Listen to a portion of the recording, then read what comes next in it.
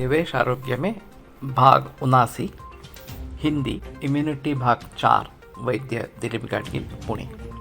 तो मैं जिक्र कर रहा था कि देसी गाय का दूध बहुत अच्छा इस प्रकार का है और वो लेना चाहिए। इसके बारे में एक बड़ी गलतफहमी ऐसी है कि ये जो गाय भैंस वगैरह का दूध है वो केवल उनके बछड़ों के लिए है, वो मानव के लिए है ही नहीं, और उनका दूध हम छीन लेते हैं। इसमें वस्तुस्थिति ऐसी है कि मेरी भी गाय है और बछड़ों को कितना दूध चाहिए, तो 1 लीटर से ज़्यादा बच्चे दूध पीते नहीं है, उससे ज़्यादा वो हजम भी नहीं कर पाते हैं। तो शेष जो दूध रहेगा उसका क्या करते हैं, तो वो हमारे लिए ही है। इन लोगों का यह कहना है कि एक मानव को छोड़कर बाकी कौन सा पशु अपने माँ के अतिरिक्त दूसरा दूध पीता है, तो कोई भी नहीं है ऐसा कि अपनी माँ को छोड़कर कोई दूसरा पशु, कोई पशु दूसरे किसी पशु का दूध पीता है, ऐसी तो स्थिति नहीं है। लेकिन इसमें यह भी एक बात है कि मानव को छोड़कर कोई भी पशु दूसरे पशुओं को पालता नहीं है। जैसे हम गाय भैंस बकरी इन सभी का पालन करते हैं नियमित रूप से, और उसको एक धन माना जाता है। जैसे महाभारत में कहानी है कि कौरवों ने विराट राजा की गाय छीन ली इस प्रकार से। तो जब मैंने पहली बार सुना तो मुझे बड़ा आश्चर्य लगा, गाय कैसी छीनी जाती है, ये क्या बात है। तो फिर पता चला कि गोधन है, और जिसके पास गोधन ज़्यादा हो, अच्छा हो, वो श्रीमान इस प्रकार का कहलाता है, क्योंकि उससे सुबत्ता इस प्रकार की होती थी। वैसे गाय का मल मूत्र ये तो खेती में फ़ायदेमंद है ही, क्योंकि वो नैसर्गिक खाद है वनस्पतियों का, पेड़ पौधों का। लेकिन उसका दूध जो है वो भी एक अच्छी चीज़ है और उसका भी सेवन किया जाता था।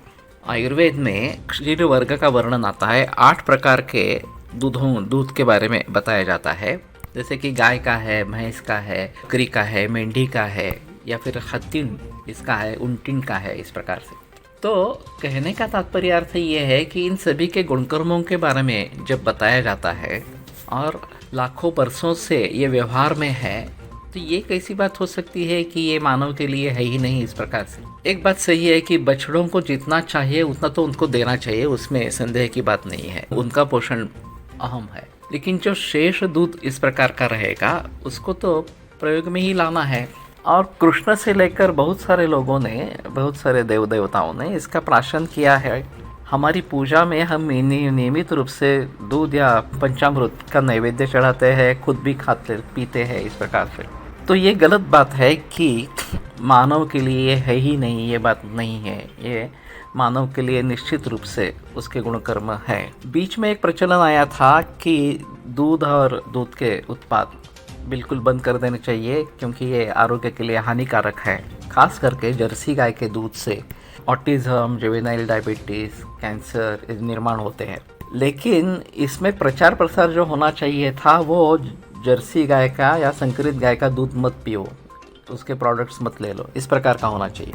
लेकिन इन्होंने प्रचार प्रसार किया वो दूध ही न पियो, मिल्क प्रोडक्ट्स ही न ले लो। अब एक वेगन करके लोग होते हैं जो मिल्क और मिल्क प्रोडक्ट्स आज भी नहीं लेते हैं इस प्रकार से।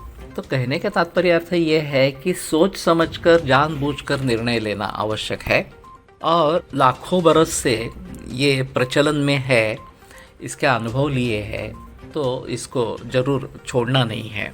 मेरा एक अनुभव रहा है कि कैंसर के साथ जिनको डायबिटीज़ है उन मरीजों को केवल दूध पे रखते हैं, तो उनका डायबिटीज़ अपने आप कंट्रोल हो जाता है, उनकी दवाइयाँ या इंजेक्शंस इंसुलिन के बंद कर सकते हैं। ये तो मैं बहुत सा लोगों का अनुभव इस प्रकार का है। तो इस गलतफहमी से हमें दूर होना है कि ये मानव के लिए नहीं है, ये मानव के लिए निश्चित रूप से उपकारक है।